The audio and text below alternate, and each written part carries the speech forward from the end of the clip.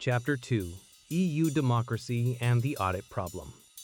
One of the main elements of the Russia-Ukrainian conflict is the defense of democracy.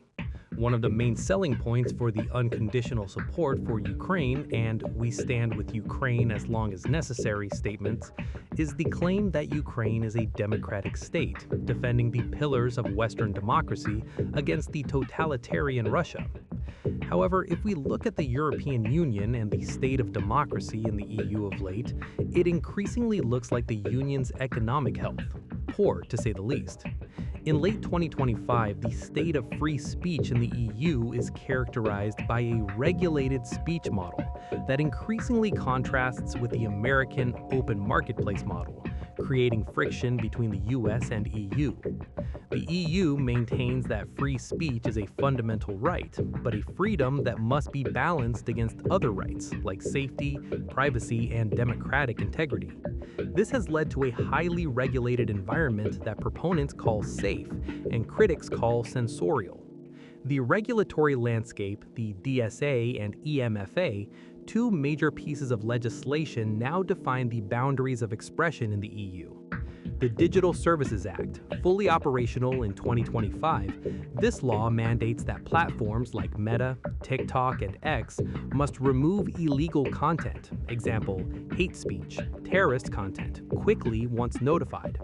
It also forces platforms to mitigate systemic risks, which include the spread of disinformation that could harm elections or public health.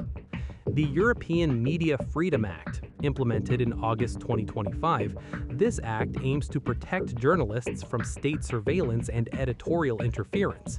However, it also creates a framework for vetted media, which some argue gives the EU too much power to decide who is a legitimate journalist. The transatlantic censorship clash. A significant development in late 2025 is the escalating diplomatic row between the EU and the United States regarding these laws. U.S. sanctions.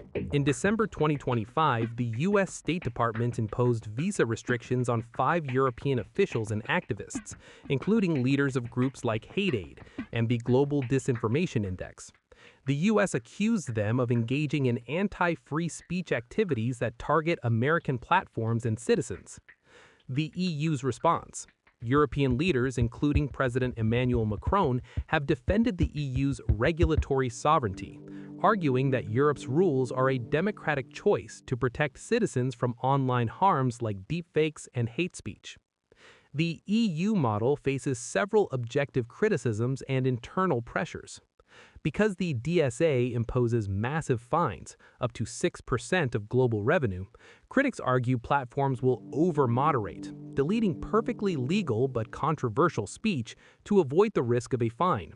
Especially this massive fine clause has met fierce criticism from the USA, and Elon Musk, the owner of X, claimed that the EU was a bureaucratic monster.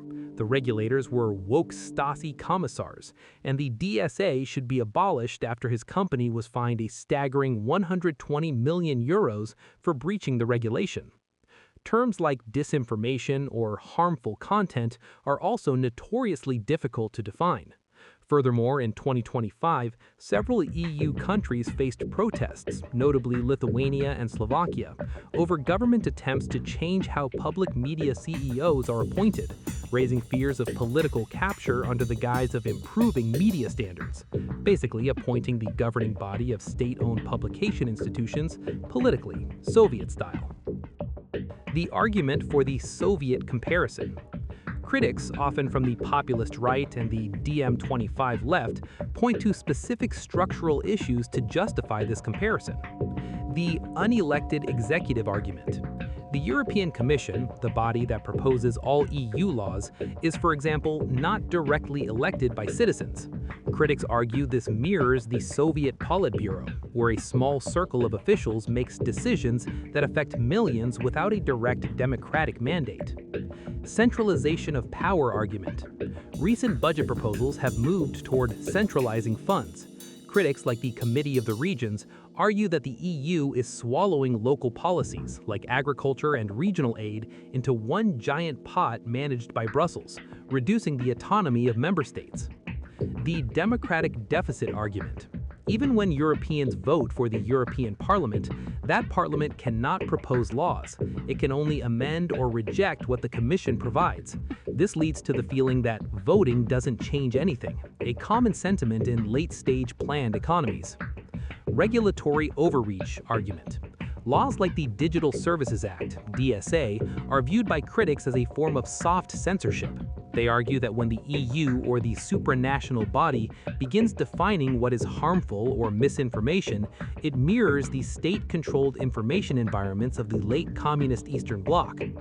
The 2025 reality. In late 2025, the EU is at a crossroads. It is moving toward strategic sovereignty. The argument for that move is that in order to be able to compete with the US and China, more centralized power is required. However, this centralization is creating a legitimacy crisis, where a growing percentage of the population feels disconnected from Brussels. Plus, more and more power is thus shifted to unelected bureaucrats.